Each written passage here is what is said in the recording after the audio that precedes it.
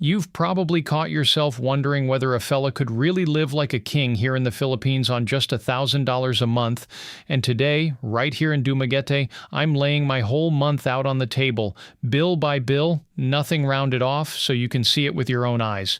Before we really dig in, do me one quick favor, leave a like and subscribe to the channel. It honestly makes my day. Now let me pick you up right where I know a lot of you are sitting this very minute. Back home in the States, that Social Security check lands in your account, and for about 2 days it feels like enough. Then the property tax bill shows up, then the heating bill through those long gray winters, the furnace running day and night just to keep the pipes from freezing, and every single trip to the grocery store, the total at the register climbs a little higher than the last time. You do the math at the kitchen table, and you feel that knot tighten in your stomach, the one that whispers, "There's just no way I can retire comfortable on this." If that Social Security check feels like it evaporates before the month is half over, I want you to stay right here with me. Because I'm not going to tell you it's all in your head. That knot is real. I had it too. 4 years ago, I sat with that exact same feeling. Did the numbers 100 times and kept landing in the same tight little corner. Then I did something a lot of folks only dream about.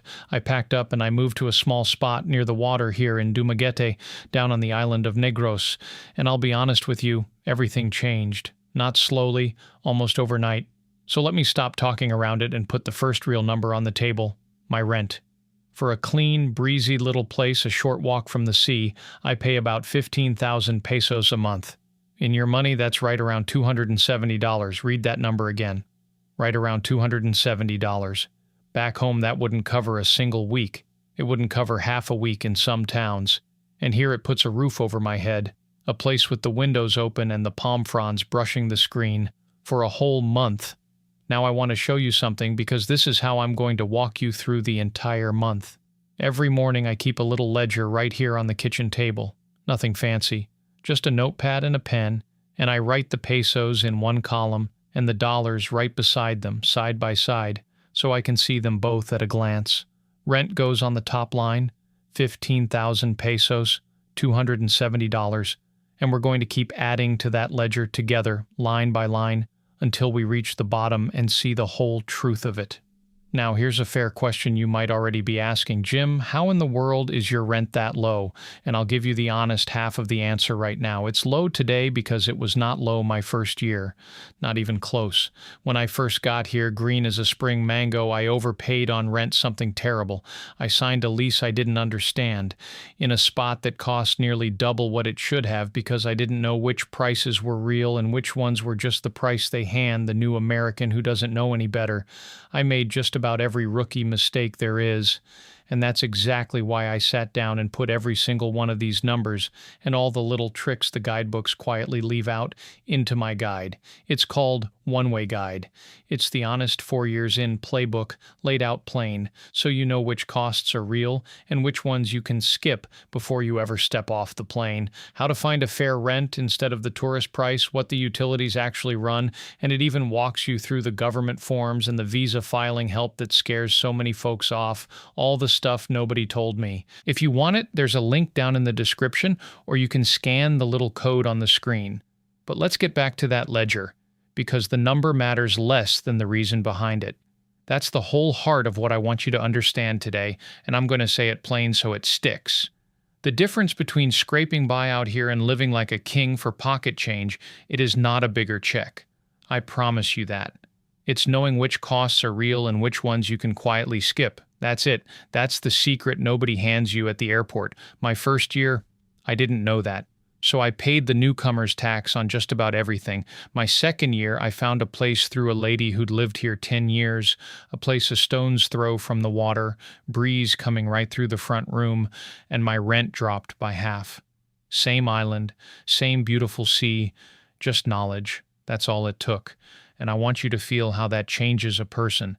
Back in the States, $270 is a car payment you dread. Here, it's a home with the sound of the waves close enough to hear at night.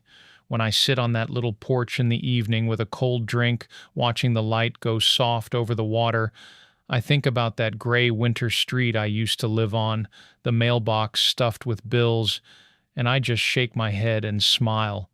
Because this, all of this, cost me less than the rent on that cold little apartment ever did. So that's the first line on our ledger. Rent, done. $270, and you and I both know that's already a small miracle by American math. But here's where it gets interesting, and here's the line I want you looking at next, because right below rent on my notepad sits the one bill that still surprises me every single time I open it. Every time. I've been here 4 years, and it still catches me. And it comes down to one habit, one little nighttime habit that I had to unlearn the hard way, or that number would climb on me month after month. Let me pour a little more coffee, and I'll tell you exactly what it is and exactly what it costs me now that I finally figured it out. The habit was the air conditioning. When I first got here, I ran it all night, every night, like I was still back in a sealed-up house in the States. And that electric bill climbed on me every single month. I'd open it on the porch with my morning coffee, and there it was, a little higher again, and I'd shake my head and wonder what I was doing wrong. Turns out I wasn't doing anything wrong exactly. I just hadn't learned to live like a fella who lives here, because the answer was right outside my window the whole time, the sea breeze and the ceiling fans. See, in the evening here on Negros, the air off the water cools down real nice. You open up the shutters, you let that breeze roll through, you switch on a couple of ceiling fans, and honest to goodness, it's plenty. I sleep better under a fan and an open window than I ever did with the compressor humming all night. So I quietly retired the air conditioning to the hottest afternoons only, and just like that, my electric bill settled down. Now it sits near 3,000 pesos. That's about $55 a month. And water? Water is next to nothing out here. A few hundred pesos, and I mostly forget it's even a bill. If you're already tallying this up in your head, good. That's exactly how I want you to watch this. Because that's the whole game out here, folks, running the numbers with your own two eyes. So let's put it on the table. I keep a little ledger right there on my kitchen table, pesos on one side, dollars on the other, the way you'd balance a checkbook. Up top, there's the rent, 15,000 pesos, right around $270 for a clean, breezy place a short walk from the sea. And now, underneath it, I add the electric, 3,000 pesos, $55, and a line for the water that barely moves the needle. 2 lines added, and I'm still sitting comfortable. That ledger is the most honest friend I've got out here, but I promised you I'd tell you about the mistakes I made in that first year, and I mean to keep my word, because I didn't land here knowing any of this. Not a lick of it. My first place? I overpaid on the rent. Plain and simple. I took the first apartment a fella showed me, said yes too fast, and I was paying a good bit more than the locals down the street were paying for the very same kind of place. I didn't shop around. I didn't wait. I was so eager to be settled that I let my wallet do the hurrying for me. And it wasn't just the rent. I signed up for things I never needed. A big cable package with 200 channels I couldn't tell you the names of. A phone plan 4 sizes too big. A backup this and a service that, because a smooth-talking salesman made it sound like a retiree simply had to have them. Money leaking out the sides, a little here, a little there, and it adds up faster than you'd think. So how'd I learn the smart way? The way anybody learns anything real out here. I listened. I got to know my neighbors. I sat down with a lady who's lived here going on 12 years, and she looked at my bills and just chuckled, kind as could be, and started crossing things off. "You don't need that," she'd say, "or that, and you're paying too much for this." 1 cup of coffee, and she saved me more than I care to admit. That's how it goes here. The knowledge gets passed porch to porch, and once I trimmed all that fat, the picture got a whole lot prettier. Now, let me take you somewhere I go just about every single morning. Down to the market. Picture it with me for a second. The vendors calling out, the whole place alive before the heat sets in, mangoes so ripe you can smell them from down the street. Ripe mangoes and fresh fish, laid out on ice, caught that very morning. Little pyramids of tomatoes and greens and things I still don't have the English word for. Somebody's frying something. Somebody's laughing. A jeepney rattles past behind you, all painted up in colors. I take my cloth bags and I just wander. I fill one with produce, another with seafood, and I pay a fraction of what a grocery run costs back in America. A fraction. The fish I buy for a couple hundred pesos would run you 3-4 times that in a stateside store, and it wouldn't be half as fresh. All told, my groceries land around 8,000 pesos a month. That's eating well, mind you. Fresh everything, cooking real meals, never once opening a can because I had to. 8,000 pesos, and I eat better than I did back home for triple the price. Now add that to the ledger. Rent, electric, water, and now groceries. And you start to see the shape of the thing, don't you? The numbers just stack up sensible, nothing fancy, nothing squeezed, just an honest month adding up to a whole lot less than you'd ever believe. And here's the part I really want you to sit with because it's the heart of everything I'm telling you today. The difference between scraping by out here and living like a king, it isn't a bigger check. It never was. Let me say that again because it took me a year to learn it. You do not need more money coming in. What you need is to know which costs are real and which ones you can quietly skip. That's the whole secret. That's the thing nobody hands you at the airport. My first year, I was living on the same income I've got now, and I felt the pinch. Second year, same income, and suddenly I've got money left over at the end of the month. Not because a bigger check showed up, because I stopped paying for things that don't buy you a lick of happiness, and I leaned into the things out here that give you a rich life for pocket change. The breeze instead of the compressor, the market instead of the fancy store, a neighbor's advice instead of a salesman's pitch. Get that one idea, and the whole dream cracks wide open. So far, everything on my ledger is the stuff you'd expect. Rent, power, water, food, the bones of any budget, anywhere in the world. Reasonable numbers, and I'm sitting pretty. But there's one more line on my monthly list, and it's the one that catches every last American off guard. Now here's the one that makes every American I tell it to stop and ask me to say it again. Every time. They lean in, they squint at me a little, and they go, "Wait, say that part one more time."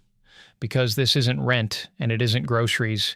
This is a gentle little everyday luxury that I never in 100 years thought a man on a modest pension could afford. A comfort that makes the whole day feel soft and easy.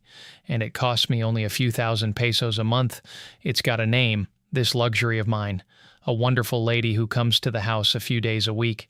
And what she does for me for pocket change is the thing that makes me feel like royalty.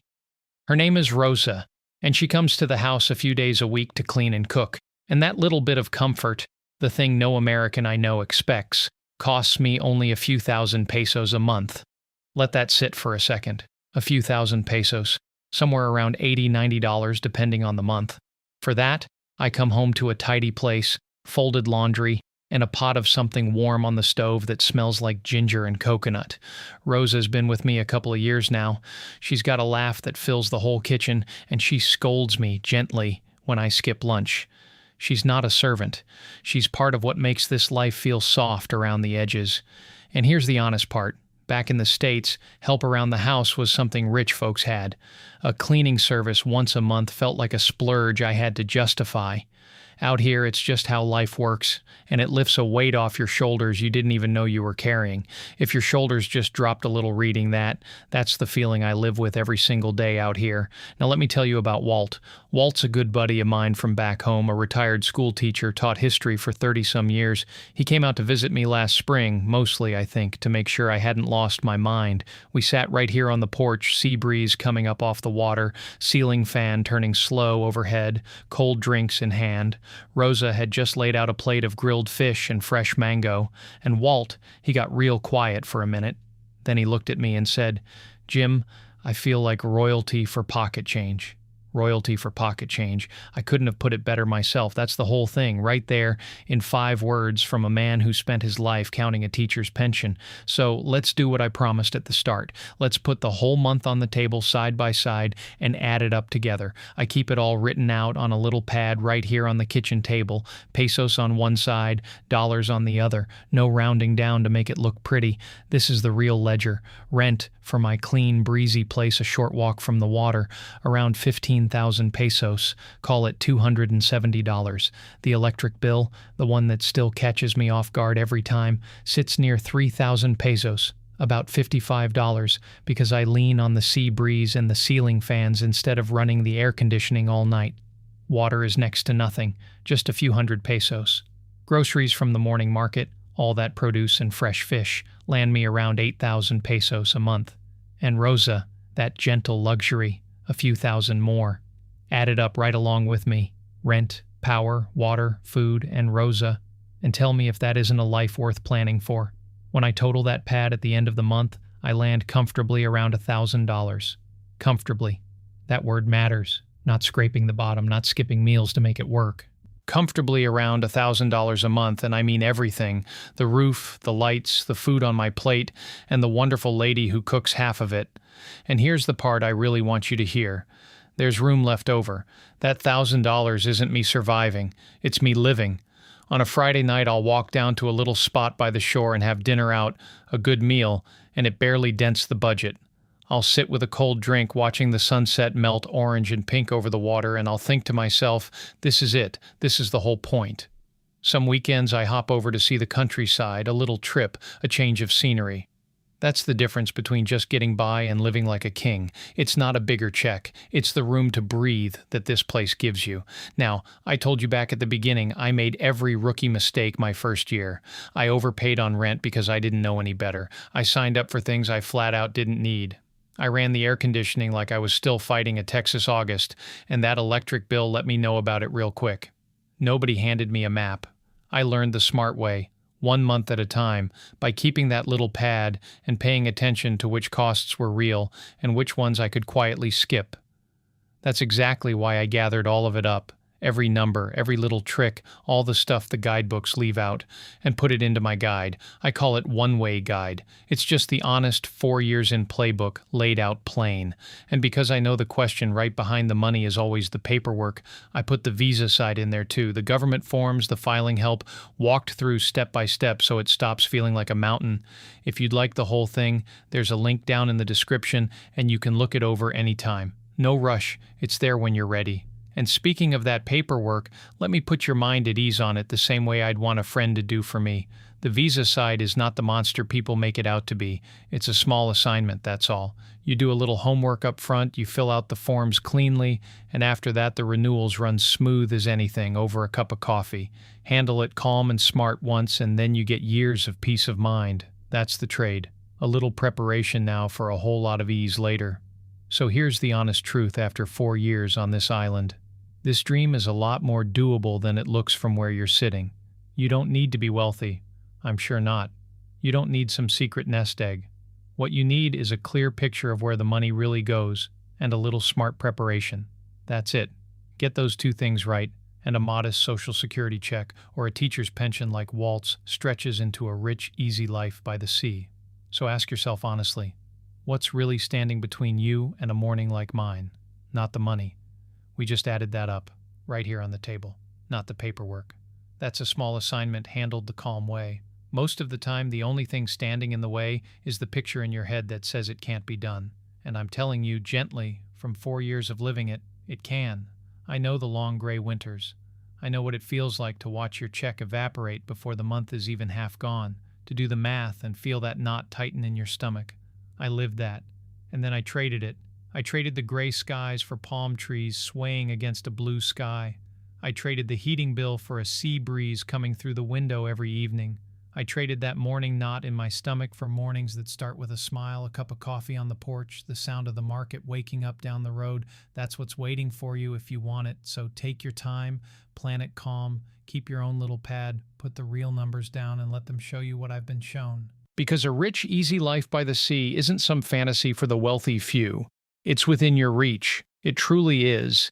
And there's a spot on this porch and a cold drink at sunset with your name on it whenever you're ready to come.